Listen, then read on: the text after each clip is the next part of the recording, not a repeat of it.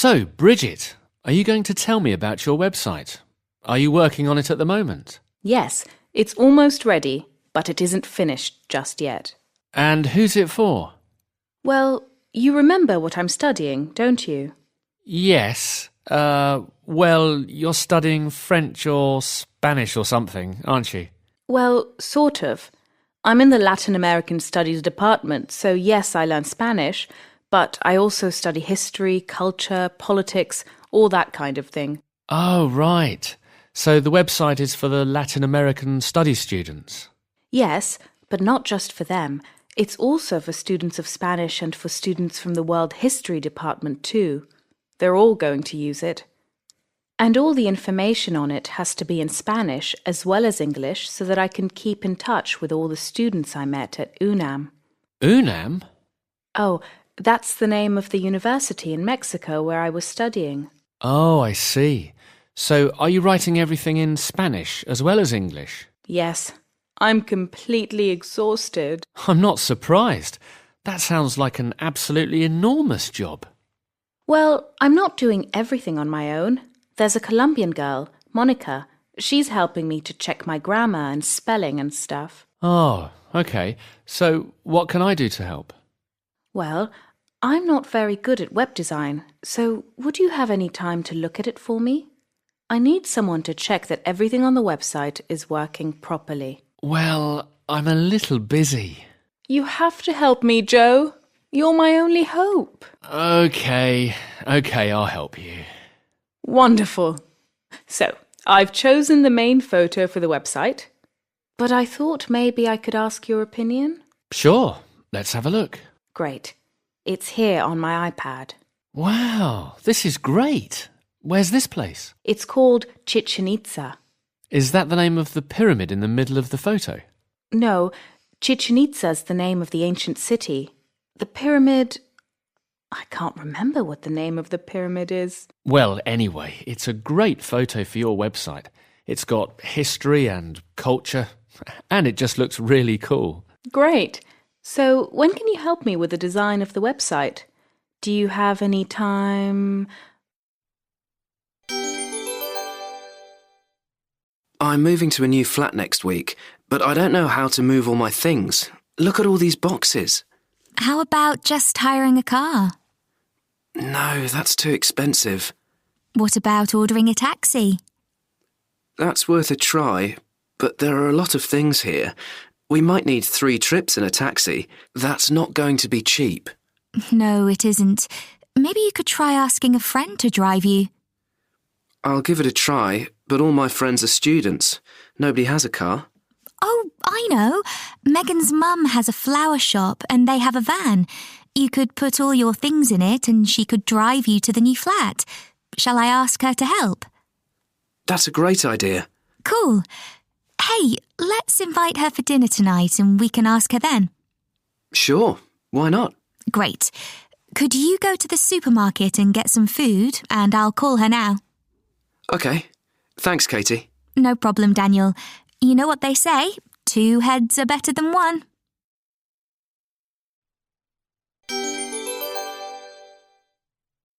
So, Carlos, how was your journey this morning? Did you drive or... Oh, it was fine, thank you. I came by train from London. I see. Right. Well, let's start, shall we? To begin with, I'll ask you a few questions about your CV and your education, your work experience and so on. And then Stephen is going to talk to you about the job. OK? Any questions so far? No, everything is fine so far, thank you. Great. OK, so can you tell me a little bit about yourself? Yes, of course. So I'm 23 years old and I have just recently completed a university course in computer science. And that was in London, where I've been living for the last 3, in fact almost 4 years now. Before coming to England, I was at school in Spain. Ah, yes, that's right. I see from your CV that you went to high school in Madrid. Yes, although I was actually born in San Francisco. But when I was 14, I moved to Spain to live with my grandparents, who are from Madrid.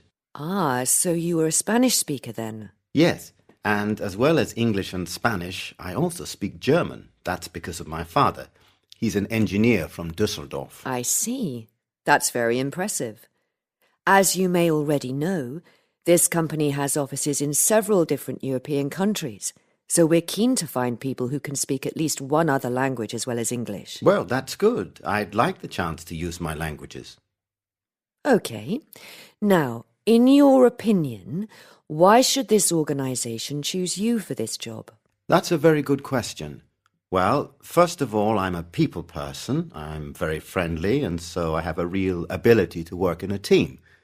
Specialist knowledge is important, but you also need to be able to explain ideas simply and clearly.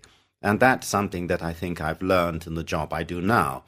And I think it's been a good experience for this job. And why's that, may I ask?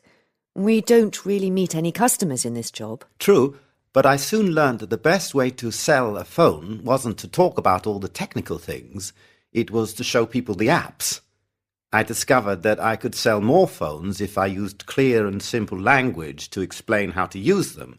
So for almost 3 years now, I've been staying up to date on all the most popular apps and selling more phones than anyone else. Very interesting. Okay, now, Stephen.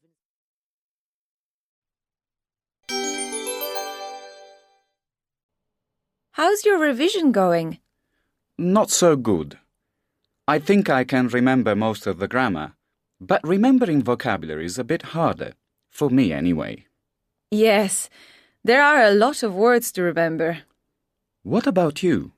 For me, it is probably the opposite. I find the grammar hard to get my head around, but the vocabulary is a lot easier. I've been testing myself at home and it's okay. How do you manage to remember all the words, though? What's your secret? Well, it's no secret. I have this kind of system for learning words that seems to make it easy. Okay, what? Well, when I get home from class, I record all the new words I've learned onto my phone. And then I might do something like go for a run and I listen to them when I'm running. And I make up these sentences with the words and say them to myself. As you're running? Yes, as I'm running. I just say the sentences quietly to myself. Do you remember what the words mean? Most of the time. If I forget, I check in my notebook when I get home from my run. And sometimes I play the words and write them down. I think the most important thing is to keep repeating them. I don't know why, but remembering the sounds of the words is important for me. Like last week, I learned the word shine. You know, like the sun is shining. And that sh sound at the beginning of the word makes me think of light that's getting brighter and brighter. Interesting. But I don't know if it would work for me. I need to see things written down. I need to look at the word. Right. My sister's like that too. She uses vocabulary cards. Have you tried that? No. How does that work? She has these small cards and writes all the new words on a card with a picture, or a definition and an example. Sometimes a translation too. It worked really well. For a while. For a while? Why? What happened? She left all the cards on the train. Oh, yes. That's probably what I would do. I felt so sorry for her. After all that work. It sounds like a good idea, but it sounds like you have to be quite organized to have a card system. Yes, that's true.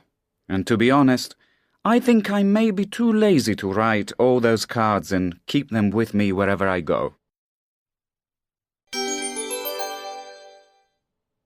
It all started with this online game about Vikings. Nicholas and I ended up on the same team, and after each game, there was this chat session. Well, Nicholas wrote these really funny comments about the teams and the other players, and he made me laugh. I'd write replies to his comments, and he'd come back with another joke, and, you know, it was a lot of fun. Then we sort of started messaging each other when we weren't gaming. Like me, Nicholas is crazy about anything to do with Vikings. Like, he's read all the history and just knows so much. We've never met up because he lives in Bogota, in Colombia. So it's not like we're neighbours or anything. And that's the other amazing thing about him. Like, he's never left Colombia, but his English is almost perfect. We've spoken online. I don't know how his English got to be so good. I have so much more in common with Nicholas than I do with the friends I see every day. Zora and I met on this fan website for the Hunger Games. We both think this is one of the most amazing series of books we've ever read. But we both really enjoy other science fiction as well. A lot of people on the fan site just wanted to talk about the Hunger Games and nothing else. But Zora was like me and wanted to read other writers, like some of the classic writers of science fiction. Frank Herbert, Ursula K. Le Guin, Philip K. Dick, people like that. So for a while we would decide together what book to read, and after every chapter we'd discuss what had happened and guess what might happen next. I really enjoyed this way of reading. It kind of made it more interesting. And then I had this idea that we could set up a book club online and, include a few more people. But Zora wasn't too interested in that. I could sort of feel her pulling away. She didn't text so often, and suddenly she didn't have time to read a book together. That sort of thing. That's fine. I enjoyed having an online friend, but I didn't want to have just one friend. I wanted more. In fact, now I've got a lot more. I set up the book club anyway. I joined a discussion board called Greenie, and I could see immediately that Joe was the guy with the best ideas. There were always a lot of comments about how bad things are and how the environment is suffering and all that, but Joe was practical and would always ask, "Okay, so what are we going to do about it?" And then he would suggest something. Small and simple things, but practical things. Like, everyone turn off your air conditioning and open the windows. Sweat it out for the planet. I like people who do stuff and don't just talk about it. Then I figured out that Joe and I live in the same town. So we messaged a little and agreed to meet up. Together with some online friends and some face-to-face friends, we've set up a local action group. We got the city council to set aside some green areas, and we're raising money to buy trees to plant there. And we've set up a website to show everyone what we're doing, and we're attracting more friends who want to join in. That's the thing with online friendships. Sometimes they carry over into the real world, and you can do some amazing things.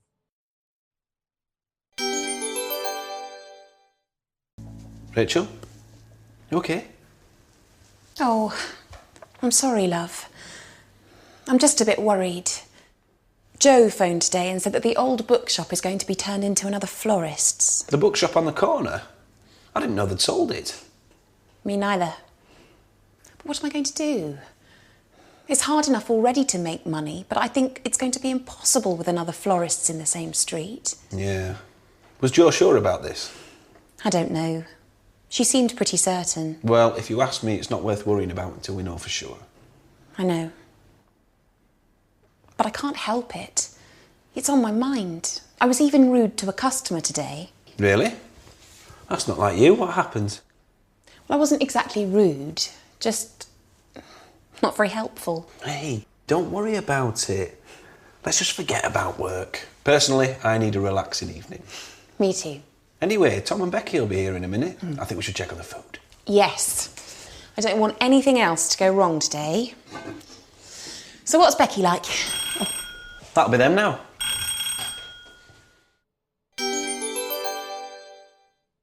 Hi, Tanya. How are things? Hi, Lynn. Things are okay. Have you done that presentation yet? The one for your bosses? Yeah, I did it yesterday. How did it go?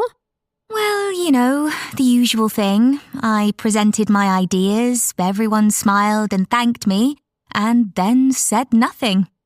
So they didn't even give their opinion? No, but I could see they didn't like the idea. The problem with the company I work for is that they're continuing to use the same ideas and aren't thinking enough about new markets. They're not thinking enough about the mobile app market at all. Isn't that why they hired you? That's what I thought.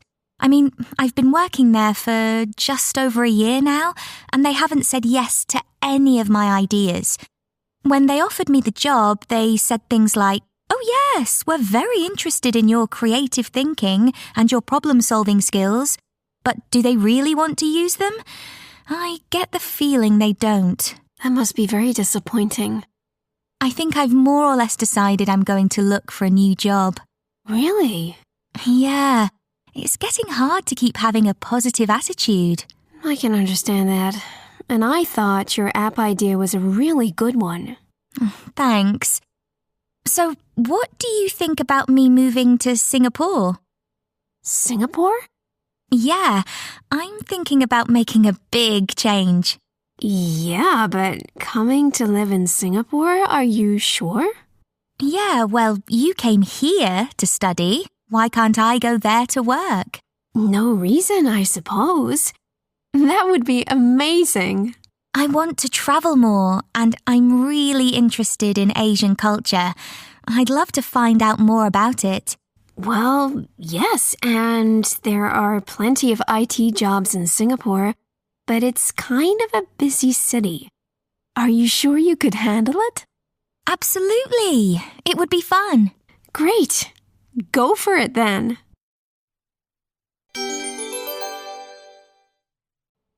You've got good grades and you've been to lots of interviews, but no one's offered you a job yet. Why? Is it because your knowledge and practical skills aren't right for the job? Well, according to one careers expert, Nancy Maynard, it's probably because you just haven't got the likability factor. Likability is the ability to work well with people. It isn't something you can learn easily at school, but employers want it, and they're quick to see it in candidates at interview. Without likability, Maynard believes, good grades and practical skills are worth very little. In the first 18 months in a job, most of an employee's success is linked to their likability, not to how well he or she does the job. Likability is much more important than other abilities, and anyone who's looking for a job should be trying their hardest to improve their own by spending time with other people. Advice for job hunters goes like this. Apply for the jobs that you want, even if you haven't got the right qualifications. If you get an interview, then impress the interviewers with your soft skills. Soft skills are your personal skills, your friendly personality, your positive attitude to work, your ability to communicate with people, and your problem-solving skills. It's simple. Or is it? Is likability really more important than knowledge and experience? We took to the streets and asked some people for their opinions. How's the phone? Not good. The screen's frozen. Oh dear. Have you tried turning it off and on again? I was just doing that, but still nothing. What about taking the SIM card out and drying it? That's worth a try. Thank you. Thank you. Oh, I hope I haven't lost all my contacts. I haven't saved them anywhere else. Oh no, how awful. Could you take it back to the shop? Oh, I don't think they'll do anything. I bought it over a year ago. Can you claim on your insurance? I don't have any. It's just run out a week ago. Oh, how annoying. I know. The other day I read about this trick for fixing phones that have got wet. Oh, yes? They said you put the phone in a bag of rice, and apparently it dries it out. You could try that. That sounds a bit weird. I know, but there were lots of comments from people saying that it had worked. Okay, I'll give it a try. What have I got to lose? Exactly. It's cheaper than buying a new phone.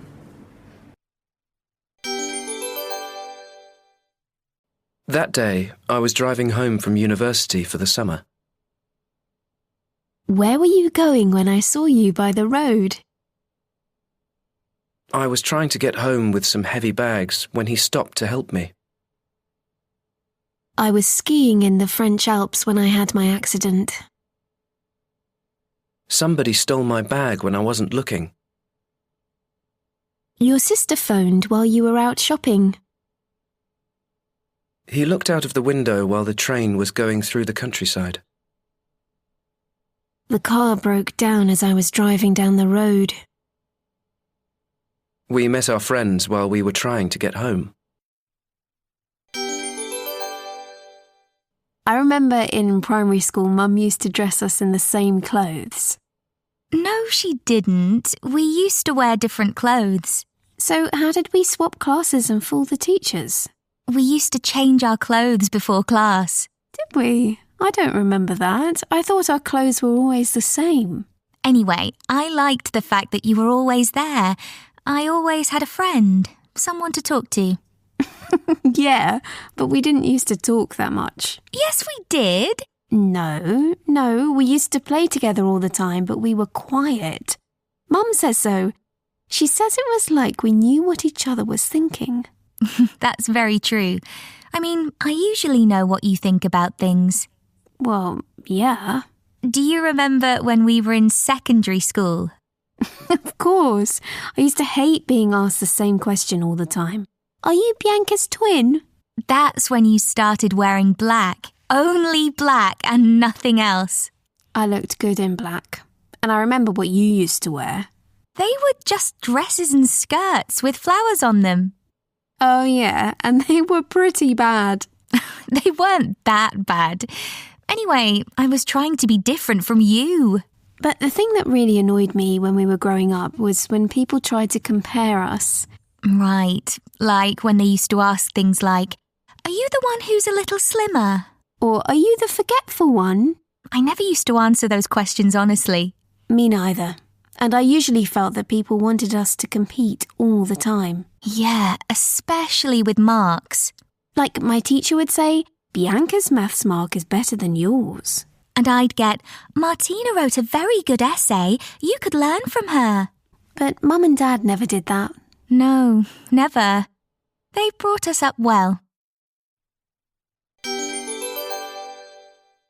Hi, Mark. Hi, Tom. Hi, Paula. Hi. We're still meeting at 10, right? Yes, we are. We're in meeting room 3, I think. See you in there. Yep. See you in a minute. Coffee? Yes, please. So, did you have a good weekend? It was good, thanks. But you won't believe what I did. What? Remember I told you my dad wanted a desk for his new office, and I offered to help him find one online? Oh, yeah? Well, I found one.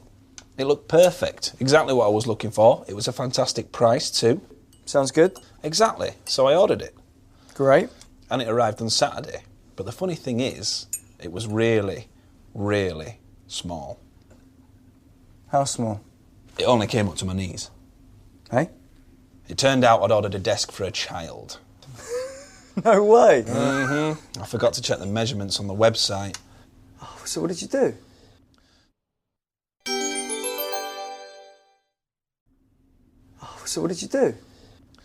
Well, I phoned the company to explain, and luckily they agreed to give me a refund. Really? That was very good of them. Yeah, it was. But anyway, I still had to find a desk. I was looking everywhere, but I couldn't find anything. In the end, Rachel suggested I try one of those free cycling websites. Free cycling? What's that? It's where people get rid of stuff they don't want anymore. I'd never heard of it either, but there are a couple of websites for this area. I found the perfect desk straight away, and the best thing is, it's free. It's free? Yeah. I think the owner doesn't have enough space for it, so he's just giving it away. So all I have to do is go and pick it up. Wow. That's good. Are you sure it's the right size this time? Yeah, I double-checked the measurements this time. Guys? Oh, sorry, Paula, it's my fault. I was just explaining to Tom about my desk mix-up.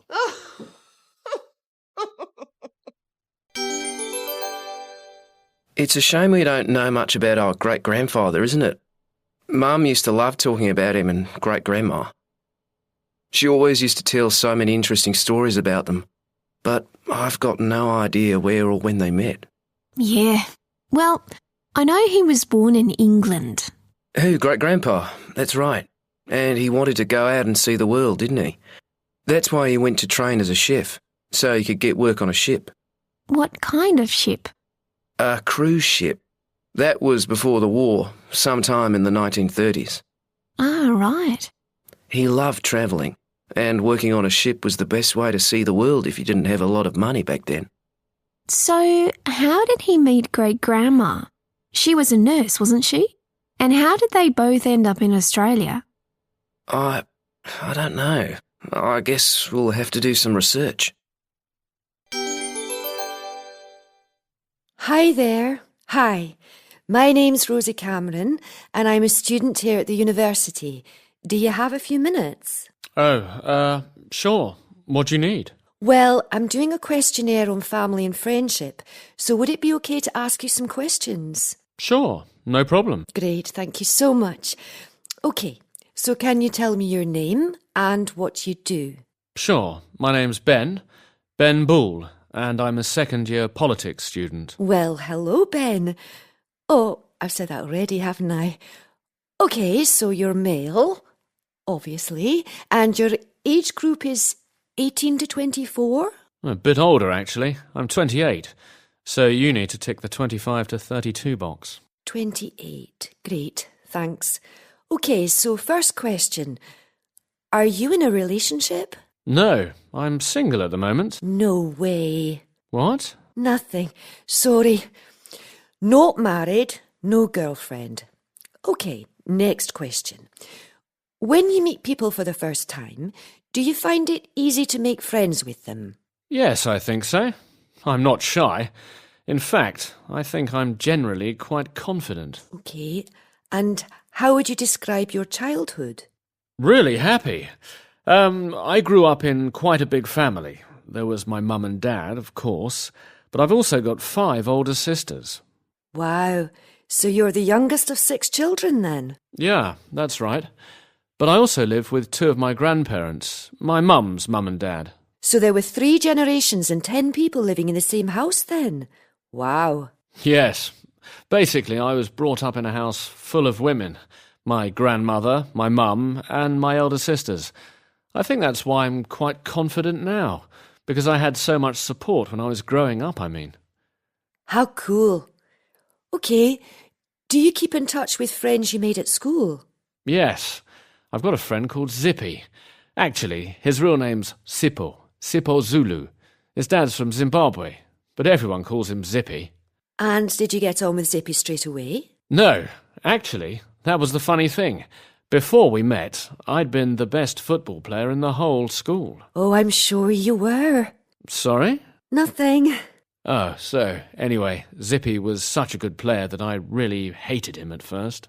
So how did you become friends? Well, we eventually discovered that we had lots of things in common. He's also the youngest child in a big family, and he also only has older sisters. And we definitely share the same sense of humour. How important is a sense of humour in friendship? Oh, really important. I mean, I can't